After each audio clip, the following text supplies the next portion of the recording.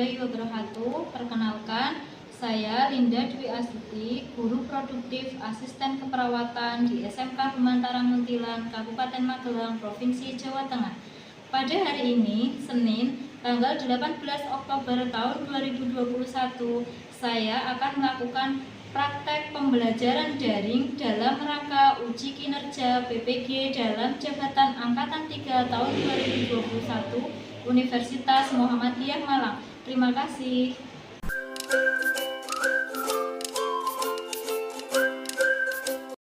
Assalamualaikum warahmatullahi wabarakatuh. Waalaikumsalam warahmatullahi wabarakatuh. Bagaimana kabarnya hari ini anak-anak? Alhamdulillah.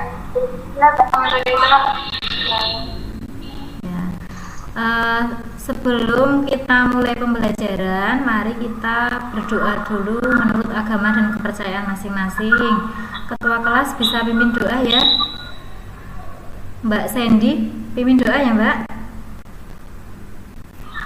Ya Bu. Mari teman-teman, kita berdoa mulai.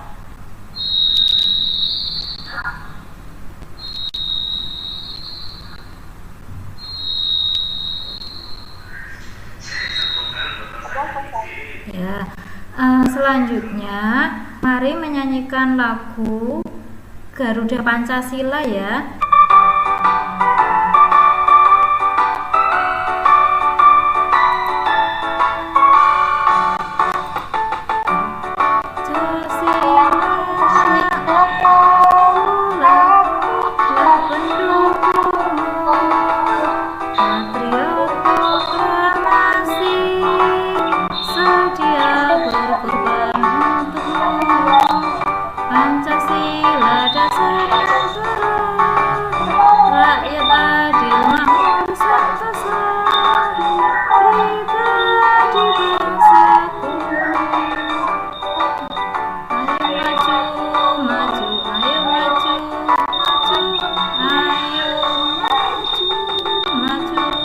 Baiklah, untuk selanjutnya Ibu akan mengecek kehadiran dulu ya.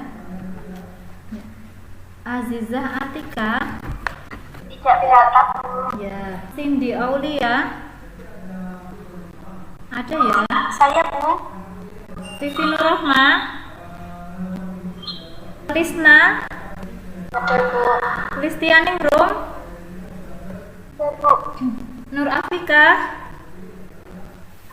Ada Bu. Nurul Khotamil Ada Bu. ya. Sandy Halwa ada ya Mbak Sandy. Ada Bu. Yahniati Ada Bu. ya. Hari ini yang tidak berangkat Azizah ya. Ada yang tahu kenapa? Sakit Bu. Ya sakit, ya nggak apa-apa. Nah, selanjutnya Ibu akan mengingatkan dulu materi minggu kemarin kita belajar tentang apa? Tentang pemasangan buli-buli panas. Ya, pemasangan buli-buli panas. Ada yang masih ingat buli-buli panas itu apa?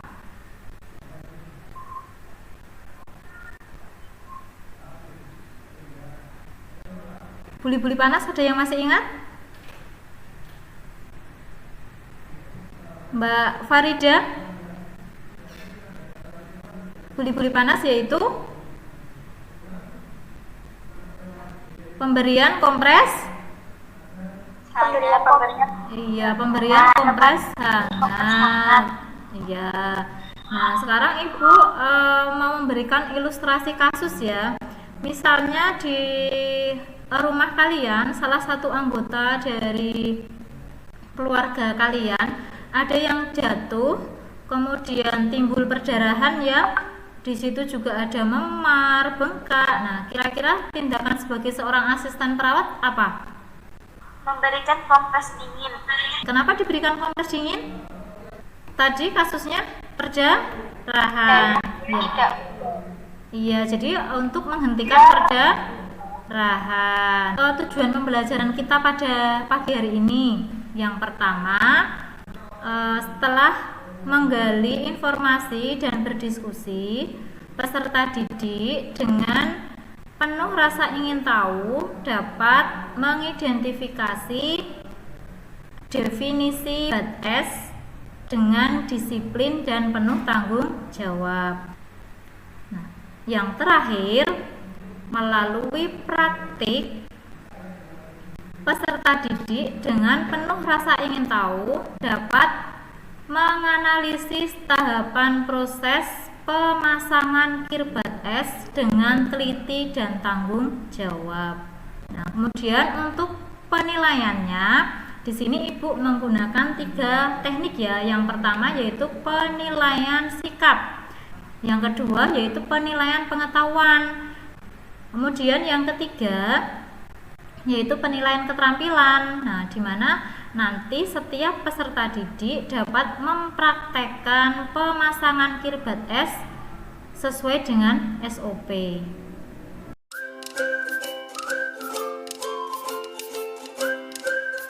Dicermati ya. Yang pertama, setiap peserta didik mencermati handout mengenai pemasangan kirbat S. Kemudian yang kedua yaitu analisis kasus. Kasus yang pertama, Ibu Andin berusia 35 tahun, sepulang kantor jatuh dari motor, memar dan bengkak pada kaki kanan bagian lutut. Klien mengatakan kaki kanan terasa nyeri dan sakit ketika digerakkan. Klien merintih kesakitan. Nah, sebagai seorang asper, apa yang dapat Anda lakukan jika ada anggota keluarga yang mengalami kejadian tersebut? Kemudian kasus yang kedua, seorang anak laki-laki usia 15 tahun datang ke IGD dengan keluhan demam sudah 3 hari naik turun, banyak keringat, lidah kotor, mual dan tidak nafsu makan. Berdasarkan hasil pemeriksaan darah Widal /180. Nah, suhu 39,5 derajat Celcius, nadi 80 kali per menit, mukosa bibir kering. Sebagai seorang asper, apa yang dapat Anda lakukan? Nah, silahkan nanti dianalisis ya dari 2 kasus ini. Kemudian tugas selanjutnya yaitu peserta didik mencermati video tutorial yang ada pada link tersebut ya, yang nanti Ibu share di grup. Kemudian yang terakhir, nanti diharapkan peserta didik dapat mempraktekkan pemasangan kirbat S. Nah, coba sekarang kita cermati dulu video tutorial yang ada di sini ya.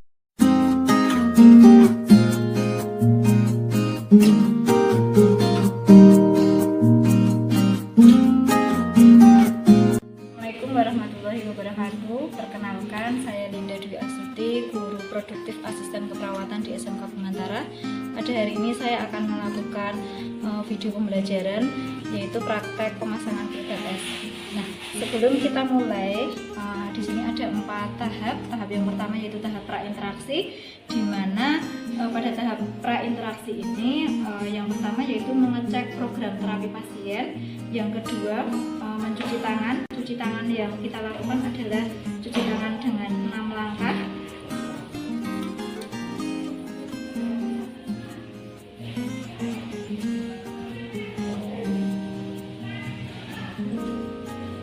Kemudian untuk selanjutnya yaitu kita mendekatkan alat di dekat pasien. Nah, di sini alatnya yang pertama ada es batu, kemudian ada kirbat S itu sendiri, kemudian ada bengkok, handscoon, kemudian ada garam.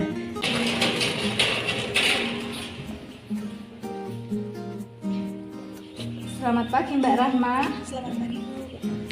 Perkenalkan, saya perawat Linda. Di sini saya akan memasang kirbat S dengan tujuan untuk mengurangi nyeri yang ada di lutut Ibu. Nanti waktunya kurang lebih sekitar 10 menit. Sebelumnya ada yang mau ditanyakan? Ya, bisa kita mulai sekarang ya.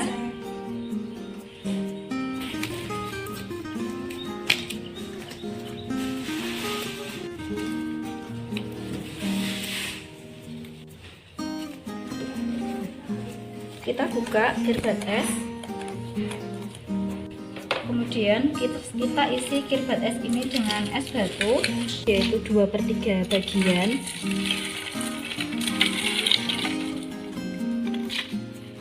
Nah, Kemudian bisa kita tambahkan garam untuk mengurangi es mencair.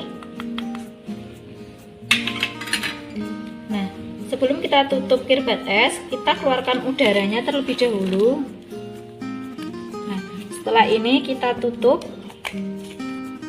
Kemudian kita balik kirbat es ini untuk mengetahui terjadi kebocoran apa tidak. Kemudian kita lap kirbat es. Nah, selanjutnya kirbat es ini kita berikan sarung.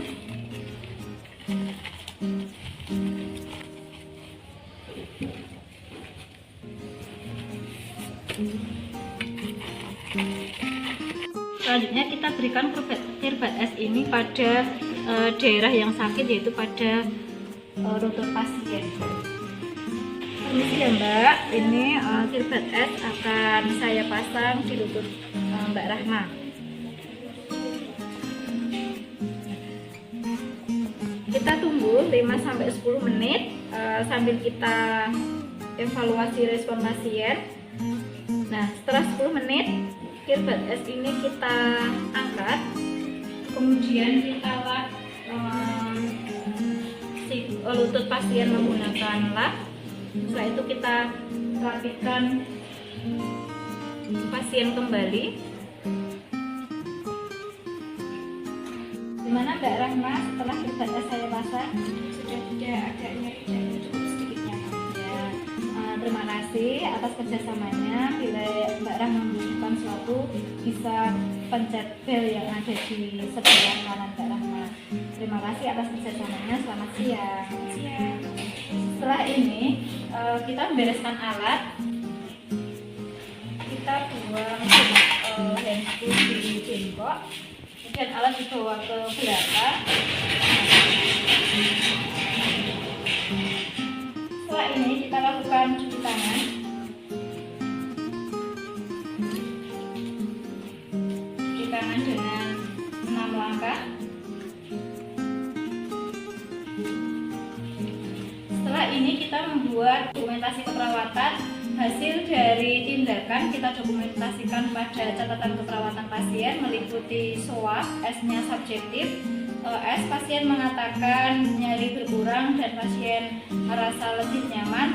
O-nya respon pasien, pasien tampak rileks, pasien tampak nyaman. Kemudian bisa kita tambahkan PGRST-nya.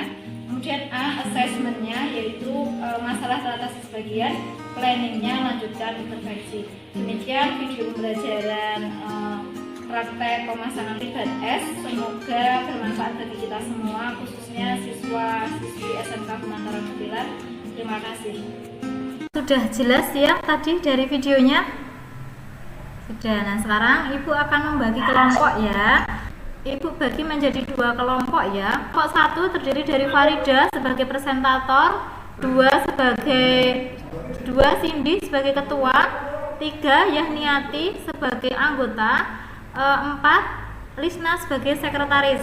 Kemudian kelompok 2 Vivi sebagai presentator, Ristia sebagai sekretaris, Sandy sebagai ketua, Alfi sebagai anggota. Sudah paham untuk kelompoknya? Nah, dari 2 kelompok ini, kelompok 1 silahkan mengerjakan soal kasus 1, kelompok 2 silahkan mengerjakan soal kasus 2. Nah, sekarang silahkan kalian mengerjakan tugas yang ada di LKPD. Ibu akan berikan waktu sekitar 15 menit ya. Boleh off kamera. Nah, silahkan sekarang bergabung ke kelompoknya masing-masing yang ada di WA group ya.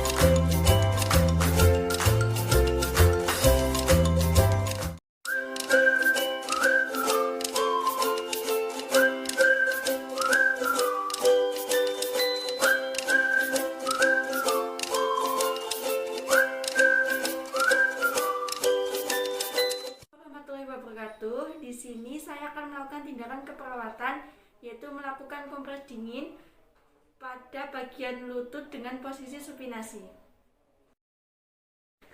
Setelah itu saya akan melakukan tindakan yaitu mencuci tangan. Mencuci tangannya 6 langkah.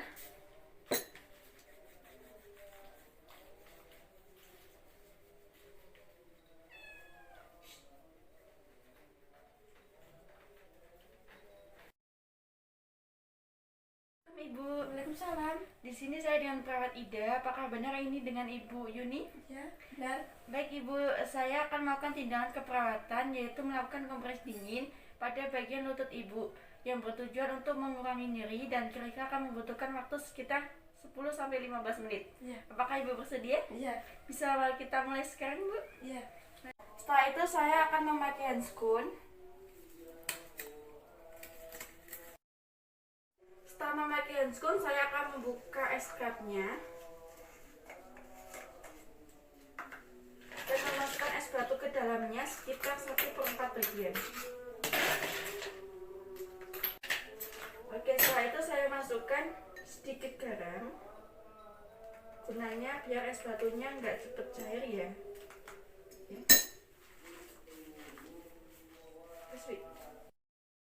Permisi Ibu, saya akan meletakkan es cupnya ya. Ya, silahkan.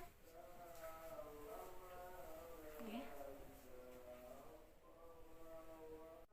Ditunggu sekitar 10-15 menit ya Bu ya. Ya.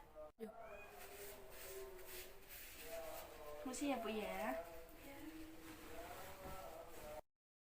Baik Ibu, saya sudah selesai melakukan tindakan. Gimana perasaannya Bu?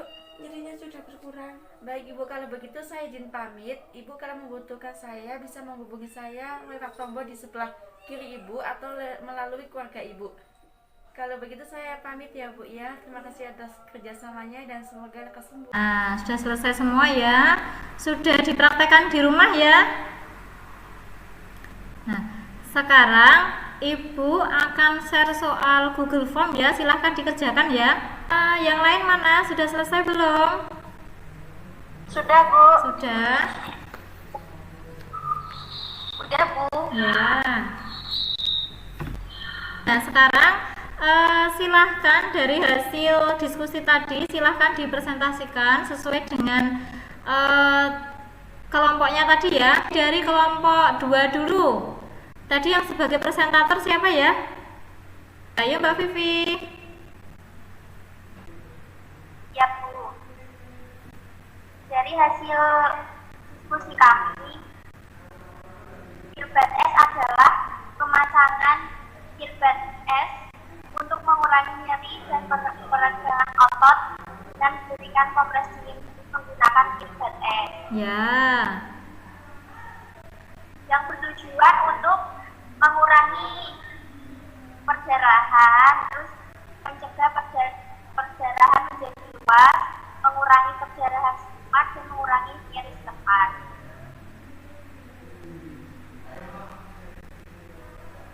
Terus ada lagi?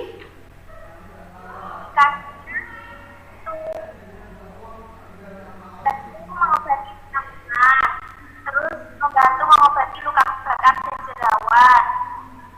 Kontraindikasi luka terbuka dengan meningkatkan kerusakan jaringan karena mengurangi aliran darah terbuka. Ya. Alergi atau hipersensitivitas. Ya. Hal-hal yang perlu diperhatikan dalam kompres hangat.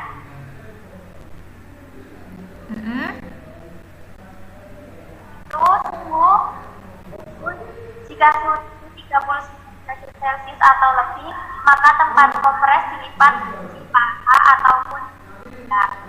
Ya. Bila tidak ada Kirbat S, bisa menggunakan kantong plastik. Iya. Ada lagi? Untuk peralatan itu ada kom kecil berisi air biasa atau PS, dan ada perla atau alas, dan handphone dan masker, plat kerja, dan garam tidak cepat Ya. Itu tadi hasil presentasi dari kelompok Vivi kelompok 2 ya. Kelompok 1 silahkan diberikan tanggapan terhadap hasil diskusi kelompok 2. Analisis dari kelompok 2 ada yang kurang, Bu. Apa? Kurang handuk. Handuk fungsinya untuk apa, Mbak Cindy? Agar airnya tidak membasahi pasien. Iya, untuk ngelap ya. Handuk itu untuk lap kirbat es. Dari kelompok 2 mungkin ada hal yang mau disampaikan terhadap sanggahan dari kelompok 1. Dari kelompok 2 memang tidak menggunakan lab kerja ya tadi ya. Kelompok 2. Ya, sekarang silakan yang presentasi kelompok 1. Kelompok 2 silakan memperhatikan. Saya perwakilan dari kelompok 1 akan mempresentasikan hasil dari diskusi kami. Yang pertama adalah pengertian. Pemasangan kirbat es adalah suatu cara untuk mengurangi nyeri dan peregangan otot dengan memberikan kompres dingin kering menggunakan kirbat es. Yang tujuannya yaitu mengurangi perdarahan edema dan mencegah peradangan meluas. Indikasinya digunakan untuk cedera tiba-tiba dan membantu mengobati luka memar. Kontraindikasinya yaitu cedera kronik, alergi terhadap dingin, dan gangguan sirkulasi. Hal-hal yang perlu diperhatikan: bila suhu tubuh 39 derajat Celcius atau lebih, tempat kompres di lipatan paha dan ketiak. Bila pasien kedinginan atau sianosis, kirbat es harus segera diangkat. Alat-alatnya yaitu kom kecil, perlak dan pengalas, esbak atau kirbat es, handscoon dan masker, sarung atau handuk, dan garam. Nah, silahkan dari kelompok 2 memberikan tanggapan terhadap hasil presentasi kelompok 1. Saya mau menanggapi. Ya. Dari yang dipresentasikan dari kelompok 1, alat yang digunakan kurang perlak dan alas. Alat yang digunakan kurang perlak dan alas. Bagaimana untuk kelompok 1? Memang tidak menggunakan perlak dan alas ya? Ya, soalnya emang keterbatasan alat yang ada di rumah. Ya, ya enggak apa-apa. Yang penting tekniknya tahu ya. Nah, dari kedua presentasi semuanya sudah bagus ya. Bunda juga sudah melihat video praktek pemasangan kirbat es kalian. Meskipun ada beberapa alat yang kurang, tapi pada intinya yang poin penting itu semuanya dilaksanakan. Nah, sekarang mari kita membuat kesimpulan secara bersama-sama. Mulai dari definisi. Ada yang tahu definisi kirbat es itu apa? Yang pertama, Definisi kirbat es adalah pemasangan kirbat es suatu cara untuk mengurangi nyeri dan peradangan otot dengan memberikan kompres dingin kering menggunakan kirbat es. ya. Kemudian yang kedua, tujuan pemasangan kirbat es. Mencegah peradangan meluas, mengurangi perdarahan setempat, mengurangi nyeri setempat, mencegah peradangan meluas. Ya. Yang ketiga yaitu indikasi pemasangan kirbat es apa? Indikasi membantu mengobati luka memar. Yang kedua, membantu mengobati luka bakar dan jerawat. Kontraindikasi: 1. Cedera kronik, 2. Luka terbuka dengan mengakibatkan kerusakan jaringan karena mengurangi aliran ke luka terbuka. Ya. Keempat, berarti hal-hal yang harus diperhatikan dalam pemasangan kirbat es apa saja? Bila suhu tubuh 39 derajat Celcius atau lebih, tempat kompres dilipat pada paha dan ketiak. Ya. Pada pemberian kompres dilipat paha, selimut diangkat, dipasang busur selimut di atas dada dan perut klien agar spray atas tidak basah. Ya. Benar ya. Sekarang Ibu tanya, kalau misalnya suhu pasien itu 39,5 derajat Celcius, kompres yang diberikan itu menggunakan kompres apa? Kirbat es apa kompres hangat? Jika suhu lebih dari 39,5 derajat Celcius. Iya, kirbat es. Seperti itu ya. Nah, ini ada salah satu pengecualian. Dalam pemasangan kirbat es itu ada 4 tahap ya. Yang pertama yaitu apa? Ya, yang pertama itu ada tahap prainteraksi, yaitu terdiri dari apa? Melakukan program verifikasi pasien, mencuci tangan, kemudian menyiapkan alat. Nah, kemudian yang kedua yaitu tahap orientasi. Nah, di mana pada tahap orientasi ini yaitu kita harus memberikan salam pada pasien, kemudian menjelaskan tujuan, kemudian menanyakan persetujuan pasien apakah pasien itu siap untuk dilakukan pemasangan kirbat es. Nah, kemudian kita masuk ke tahap kerja. Jangan lupa ketika kita masuk ke tahap kerja, yang pertama adalah apa? Menjaga privasi pasien. Ya, yang kedua apa? Mengenakan APD. Nah, karena ini pandemi Covid, APD yang perlu kita pakai yaitu handscoon dan masker. Kemudian kita masuk ke langkah sesuai dengan SOP, yaitu apa? Bersihkan pasien, kemudian isi kirbat es dengan potongan kecil, yaitu 2/3 bagian, kemudian mengeluarkan udara dari kirbat es dan memastikan bahwa kirbat es itu tidak bocor, kemudian mengeringkan dengan lap kerja, kemudian meletakkan pengalas di bawah yang akan dipasang kirbat es, kemudian memantau respon pasien. Nah, diamati ada iritasi apa enggak, ada nyeri apa tidak. Nah, kemudian mengangkat kirbat es dan merapikan pasien kembali. Setelah itu apa? Masuk ke tahap terminasi. Nah, di mana pada tahap terminasi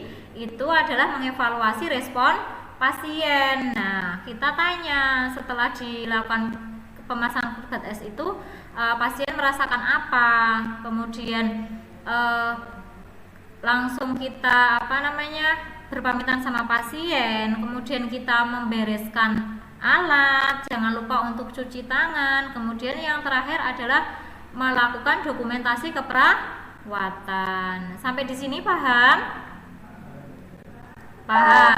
ya. Nah, kalau sudah paham sampai di sini ada yang mau ditanyakan? Tidak, Bu. Ya.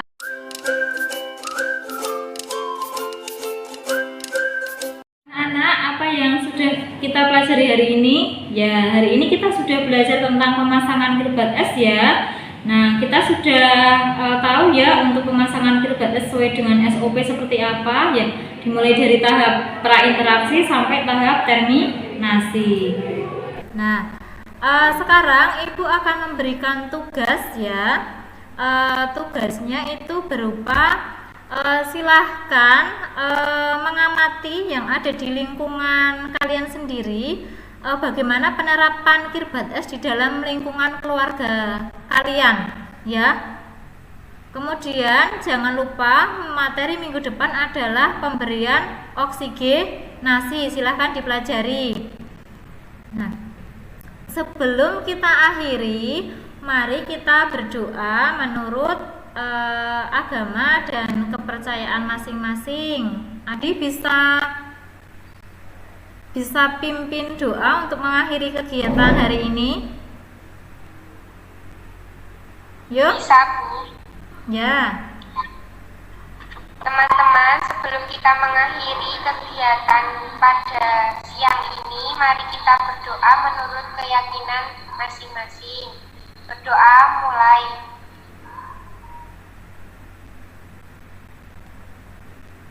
Berdoa selesai.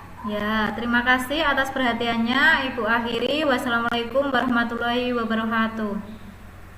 Waalaikumsalam.